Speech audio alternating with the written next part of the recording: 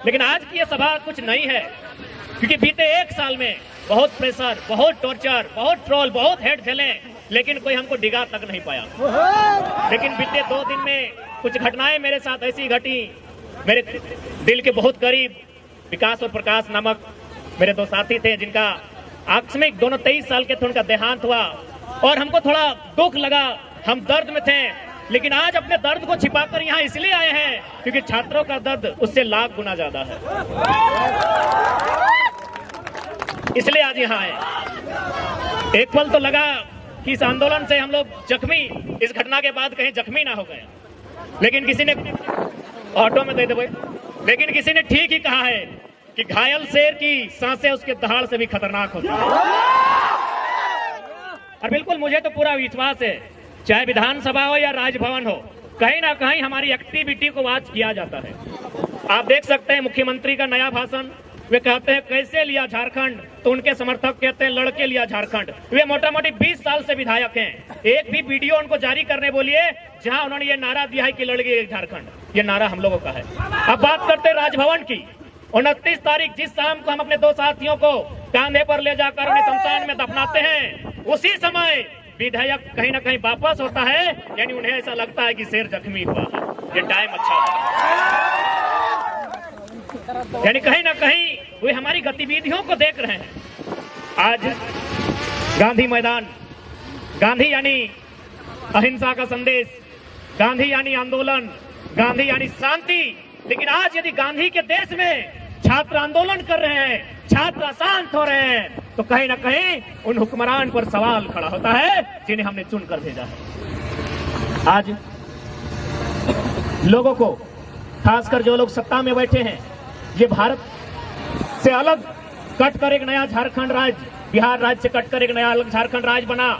उस समय जो हमारे राज्य के पहले राज्यपाल थे, राज्य के सर्वोच्च रहनुमा माननीय प्रभात कुमार, उन्होंने एक लाइन कहा था कि जिन संसाधन के साथ झारखंड राज्य अलग हुआ है, आने वाले 20 सालों में ये भारत देश का नंबर 1 राज्य होगा। यानी कितनी उम्मीदें थी इस राज्य के सबसे काबिल व्यक्ति को, जिसे राज्यपाल कहते हैं, कितनी उम्मीदें थी कि यह राज्य नंबर 1 पर आएगा। लेकिन आज 22 साल बीत चुके हैं। आज अगर इस राज्य के बारे में समीक्षा करने जाए, आज अगर इस राज्य को जांचने जाए, तो ये पीछे से कभी नंबर 2 पे मिलेगा, कभी नंबर 3 पर मिलेगा, कभी नंबर 4 पर मिलेगा। क्या इस दिन के लिए हमने नया झारखंड राज्य लिया था? एक बात कहिए, यदि हम कहें बंगाल बंगालियों का है तो दिक्कत है? किसी को दिक्कत होनी चाहिए? यदि हम कहें गुजरात गुजरातियों का है तो क्या किसी को दिक्कत होनी चाहिए? यदि हम कहें महाराष्ट्र मराठियों का है तो दिक्कत होनी चाहिए? तो यदि झारखंड झारखंडियों का है तो इसमें क्या दिक्कत है? बिहार किसका है? बंगाल किसका है? गुजरात किसका है? महाराष्ट्र किसका है? तो झारखंड सबके बाप के लगे की, झारखंड सबके बाप के लगे की, लेकिन हमारे बाप के लगा, लेकिन हमारे बाप के खून बहा। हम शहीद का बेटा है, मेरा बाप का झारखंड है, क्योंकि मेरे बाप का खून बहा झारखंड बनाने में। आज गवर्नमेंट पे बैठे लोग पॉलिसी लेकर आते हैं, कभी पॉलिसी लेकर आते हैं जो यहां से 10वां 12वां पास करेगा, कभी पॉलिसी लेकर आते हैं जो यहां पैदा होगा। अरे भाई, आप लोग विधायिका के अंग हैं या फिर आप लोग मडारी हैं? आप लोग टास जुआ खेलने वाले लोग हैं। ये लोग कहते हैं जो झारखंड में पैदा होगा उसे नियोजन में अधिकार रहेगा। नियोजन पॉलिसी में शामिल किया जाए कि जो लोग झारखंड में पैदा हुए हैं। हजारीबाग दुमका उप राजधानी है, रांची राजधानी है, लेकिन हजारीबाग शैक्षणिक राजधानी है। तो शैक्षणिक राजधानी में उपस्थित, झारखंड की शैक्षणिक राजधानी में उपस्थित नौजवानों, क्या इससे पहले की भी सरकार की बात करते हैं, उनकी जो नीति थी कि जो यहाँ जन्म लेगा उसे झारखंडी में नियोजन का अधिकार मिलेगा, क्या किसी भी तरह से संवैधानिक और नियमता है कि कोई यहाँ पैदा होगा उसे झारखंडी मान लिया जाए? क्या ये संवैधानिक है? यदि ये संवैधानिक है तो कोई तो ट्रेन में पैदा हो जाता है, ट्रेन उसका होना चाहिए। कोई अस्पताल में पैदा होता है, अस्पताल उसका होना चाहिए। तो पैदा होने से जब अस्पताल मेरा नहीं, पैदा होने से वो ट्रेन मेरा नहीं, तो सिर्फ पैदा होने मात्र से उसे झारखंडी कैसे माना जाए?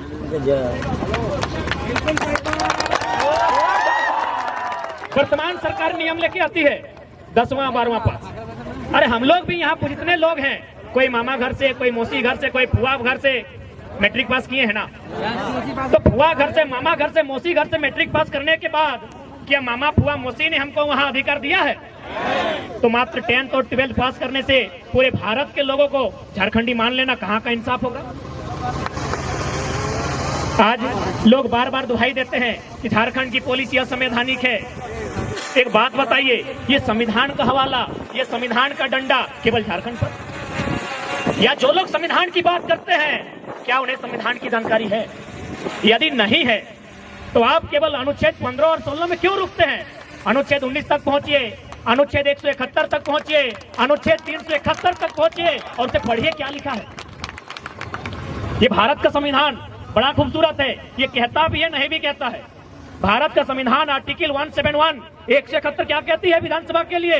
कि कम से कम 60 विधानसभा की सीटें होनी चाहिए, कहती है ना। भारत का संविधान, भारतीय संविधान अनुच्छेद 171 वो कहती है कि विधानसभा में किसी भी राज्य में कम से कम 60 विधायक होने चाहिए। हमारे यहाँ 81 है, कहती है ना।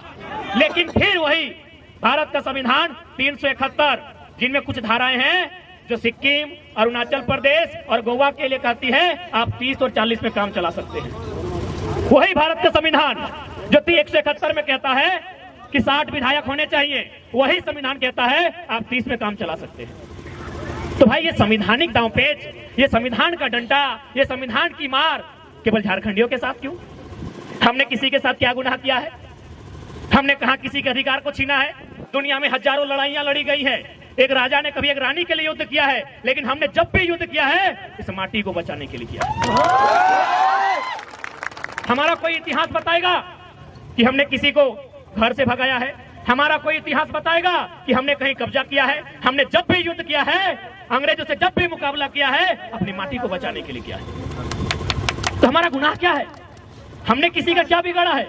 आज ये राज्य न जाने कितनी शहादत के बाद, न जाने कितनी माओं की गोद सुनी हुई, न जाने कितनी बहनों की मांग का सिंदूर उजड़ा है, तब जाकर हमने एक नया झारखंड बनाया। यही आपके हजारीबाग जिला के अंतर्गत बिशुनगढ़ प्रखंड है, वहां एक बलग मक्का नामक गांव है। एक गांव में सात लोग शहीद हुए। शहीद नहीं हुए, उनका गला किसी का काटा गया, किसी के गोलियों से छलनी किया गया, तब जाके हमें राज्य मिला है। क्या कभी इस दर्द का आभास इन सत्ता में बैठे लोगों ने किया है कि हमने किन परिस्थितियों में ये राज्य लिया है? इसलिए आज जितने भी नौजवान जो अपने घर से बाहर छात्रावास में जाकर तैयारी करते हैं, कभी उनके दर्द को किसी ने समझा है कि किस प्रकार हम अपना मुर्गी, चंगना, छगरी, पटरू, गाय गोरू बेचकर, अगर हमारी माओं के पास अगर पुरखों का गहना है, उसे गिरवी रखकर, अपने खेत का जमीन का टुकड़ा किसी को कर्ज में रखकर बड़ी मुश्किल से पैसा जमा करते हैं। उन पैसों को गठरी में भेजकर बच्चों को हजारीबाग, किसी को रांची, किसी को धनबाद भेजा जाता है। इस उम्मीद के साथ भेजा जाता है कि जब बच्चा घर वापस आए तो एक छोटी सी नौकरी लेकर आएगा। और उस उम्मीद को पूरा करने के लिए बेटा दिन रात मेहनत करता है। वो अपने सारे दुखों को भूलकर, अपने संगी साथियों को भूलकर एक छोटे से लॉज में जहां सबसे कम दाम में उपलब्ध हो पाता है, वहां तैयारियां करता है। अपने जीवन का 5 साल, 10 साल, कोई तो 15 साल लगा देते हैं। अचानक उसके पास विधानसभा से लिखित चिट्ठी जारी होता है कि आपकी सारी परीक्षाएं रद्द कर दी जाती है। क्या कभी ने सोचकर देखा है उसके साथ क्या बीतता है? लोग आश्वासन देते हैं कि उम्र की सीमा बढ़ा देंगे। एक बात बताइए, जो लोग थोड़ा सा टेक्निकल एग्जाम की तैयारी करते हैं, वे लोग अगर उम्र की सीमा बढ़ा दी जाए तो सक्षम है, लेकिन जो लोग डिफेंस की तैयारी करते हैं, उम्र की सीमा बढ़ाकर उन्हें घोड़ा बना देंगे क्या? आज होमगार्ड का मामला हजारीबाग में पेंडिंग है, आज होमगार्ड का मामला धनबाद में पेंडिंग है, वो 2017 की बहाली है। आज यदि आप उनको कह भी देते हैं कि हम आपकी उम्र की सीमा को बढ़ा देते हैं, क्या उन्हें फिर से 5 फीट का हाई जंप करवा सकते हैं? क्या उनसे आप 16 फीट का लॉन्ग जंप करवा सकते हैं? क्या उनसे आप 5 मिनट में 1600 मीटर दौड़वा सकते हैं? तो वास्तव में इनके पास विजन नहीं है, इनके पास मिशन नहीं है, ना इनके पास दूरदर्शी सोच है। इसलिए आज झारखंड के तमाम नौजवानों को, पढ़ने वाले छात्रों को आज एक जगह आकर इस आंदोलन को भागीदारी देना होगा और प्रयास करना होगा। इतना जोरदार हमला हो सरकार पर, या तो सरकार बैकफुट पर जाए या 24 में सरकार कहीं ना रहे।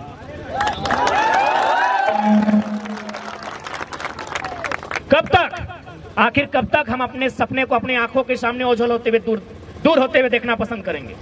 हमने किसी का क्या गुनाह किया है? यही नहीं, आज बहुत सारे लोग यहाँ आकर बात रखें बाहरी भीतरी। जी नहीं, जो लोग अगर बाहरी भीतरी का प्रश्न खड़ा करते हैं, मैं उन्हें 2-3 उदाहरण दूंगा। जब यह आंदोलन स्टार्टिंग हुआ था, हमें बिहार मूल के एक हाईकोर्ट के जज ने फोन किया था। उन्होंने धनबाद के एक वकील को फोन किया, बोला उस लड़का से हमको बात कराओ। उन्होंने वकील को फोन किया, वकील साहब किसी तरह मेरा नंबर जुगाड़ किया, हमको कॉन्फ्रेंस में बात कराया। हाईकोर्ट जो कि बिहार मूल के हैं, उन्होंने स्पष्ट कहा कि हम आपकी इस भाषा की लड़ाई में बिल्कुल आपके साथ हैं, क्योंकि यदि सभी लोग यूपी, बिहार, बंगाल, उड़ीसा के लोग अगर भाईचारा के नाम पर झारखंड में कब्जा कर लेंगे तो झारखंड बना ही क्यों था? यह कथन मेरा नहीं है, बिहार मूल के एक हाईकोर्ट के जज का है, जिन्होंने मुझे लगभग फरवरी महीना में फोन किया था, मानव श्रृंखला के बाद। बोला बिल्कुल आपका जो भी लॉजिक आप रखते हैं बिल्कुल सत्य रखते हैं। झारखंड के लोग जिस समय खेतों में, खलिहानों में, जंगलों में, बिहड़ों में रहते थे, बिहार में नालंदा विश्वविद्यालय था। आप एजुकेशन को लेकर उनका मुकाबला कैसे कर सकते हैं? वहां विक्रमशिला विश्वविद्यालय था। आप उनके एक ही शिक्षा के स्तर में दोनों को बैठा दिया जाए, आप मुकाबला नहीं कर सकते हैं। तो आपकी लड़ाई बिल्कुल संवैधानिक है।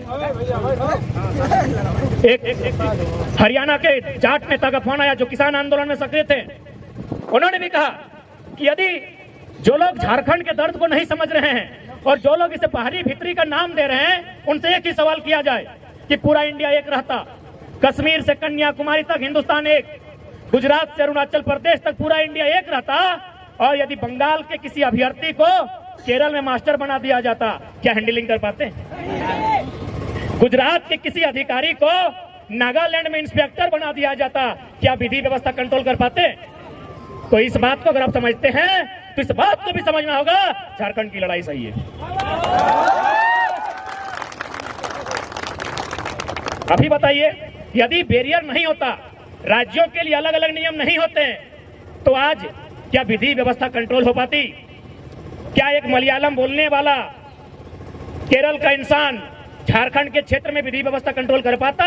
नहीं कर पाता। तो इसीलिए हमारे देश की खूबसूरती यही है, अनेकता में एकता, विविधता में एकता, और उसी के तहत आपको सबके अधिकार को सुरक्षित रखना होगा। आज लोग कहते हैं कि 1932 का खतियान असंवैधानिक है, ये अंग्रेजों के काल का है। बोले भैया आप इतना हमको मत सताइए, अब हम लोग को इतना परेशान ना कीजिए। आप किस कानून की बात करते हैं और कौन से संविधान की बात करते हैं? अरे हम लोग भी थोड़ा बहुत पढ़ लिए हैं, अब हम लोग भी अनपढ़ जाहिल नहीं है, थोड़ा बहुत पढ़ लिए हैं। आप जिस संविधान की बात करते हैं और आप जिसे अंग्रेजों के काल का कानून मानते हैं, तो पलटिए थोड़ा सा, आप फ्लैशबैक में पीछे जाइए। सन 1990 भारत के संविधान में 66वां संशोधन हुआ था। क्या हुआ था? सीएनटी जो 1908 में बना कानून है, उसकी 3 अध्याय को 66वां संशोधन करते हुए 1990 में भारतीय संविधान के अनुसूची 9 में शामिल किया गया था। तो क्या 1908 का कानून जो सीएनटी कानून है वो अंग्रेजों के काल का कानून नहीं है? तर्क से बात कीजिए, हम लोग भी पढ़े लिखे लोग हैं, लॉजिकली बात कीजिए कि इसी देश में, आजाद भारत में, और उसी अनुसूची 9 में, जिस अनुसूची में भूमि सुधार कानून स्थापित किए जाते हैं, कानून नंबर 209 में, भारतीय संविधान अनुसूची 9 में 1990 66वां संशोधन 1908 सीएनटी कानून शामिल किया गया है। तो हम यदि 1932 को आधार मान रहे हैं, और हमने तो स्पष्ट कहा, यदि आपको ऐसा लगता है इस भूभाग में अन्य प्रदेशों के लोग अगर रहते हैं और उनका अपने प्रदेश में कोई नाता नहीं है, तो आप स्थानीयता 1-2 परिभाषित कीजिए। बहुत जगह है, जनरल 1, जनरल 2, जनरल 3 तक है। कानून बनता है इंसान के लिए, इंसान कानून के लिए नहीं बनते हैं। और आप किस कानून की बात करते हैं? मंत्रीगण ओडी में चलते थे, सॉरी एम्बेसडर में चलते थे, समय बदला, BMW, फॉर्च्यूनर, रेंज रोवर। अरे भाई, एक एक को गाड़ी बदलता गया यानी कानून बदला ना? गाड़ी रखना भी कानून है ना? एक एक को गाड़ी बदला यानी कानून बदला। तो मैंने कानून सिर्फ जनता को दबाने के लिए है क्या? नेताओं का मन किया तो गाड़ी बदल गया, नया कानून बन गया। उनको मन किया तो 70 लाख का क्रिकेट का मैच खेल लिए, उनको मन किया तो अपनी अर्धांगिनी और आधी अर्धांगिनी के साथ लतरा तो डैम चल गए। तो हमारे लिए एक नियोजन नीति नहीं बनेगी? आज माननीय मुख्यमंत्री पूरे राज्य में जोहार खतियानी यात्रा लेकर घूम रहे हैं। अरे महोदय, वो कहते हैं ना कि अभी बच्चे का जन्म हुआ नहीं है और आप छठियारी का सामान लेकर आए हैं। इसीलिए किसी ने खूब कहा है कि जनता भूख प्यास से त्रस्त है और राजा साहब सुरा सुंदरी में मस्त है। हमारे छात्र, पढ़ने वाले छात्र, आप गांव में जाइए। मेरे ही गांव से 15-16 स्टूडेंट धनबाद तैयारी के लिए जाते थे। जब से वैकेंसियां रद्द हुई है उनकी संख्या सीधा 2-3 हो गई। हम लोग पूछे कि क्या कारण है, तो बोला था कैसे हिम्मत करें, जीवन का 5 साल 6 साल 7 साल जाता है।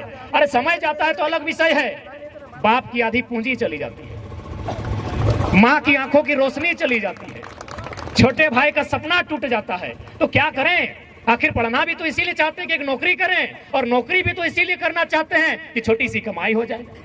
तो हम 5 साल अपना बर्बाद करने के बाद अपने बाप की आधी पूंजी बेकार करने से अच्छा है हम खेतों में हाथ बटाएं। पैसा कमाने से तो मतलब है। तो इसीलिए भैया हम सोच रहे हैं इस बार निरन महीना में खेती करेंगे, धान के बाद गेहूं लगाएंगे, लेकिन अब कंपटीशन की तैयारी नहीं करेंगे। सोचिए कितना दर्द, सोच के देखिए कितने दुख में है हमारे छात्र। राज्य में एक पॉलिसी नहीं बनी है तो सवाल खड़ा होता है इस राज्य के तमाम आईएएस पर, क्योंकि आईएएस का काम होता है पॉलिसी बनाना। और आप अगर इस राज्य में 22 सालों के झारखंड में एक पॉलिसी नहीं बना पाए हैं तो सवाल तो होता है, भले आपको बुरा लगेगा कि आप लोग आईएएस है कि गधा हैं, भले बुरा लगेगा, लेकिन क्या करें, हम मजबूर हैं।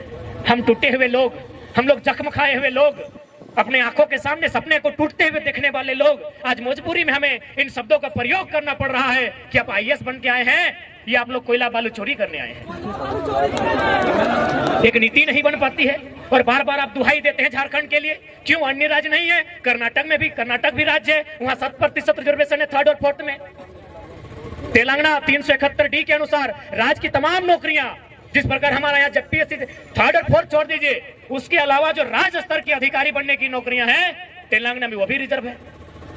तो संविधान की आंखें केवल झारखंड के सामने आकर फट के क्यों रह जाती हैं? संविधान का तो मतलब होता है समजोड़ विधान, सम यानी समानता, विधान यानी नियम, यानी समानता का नियम सबके लिए हो।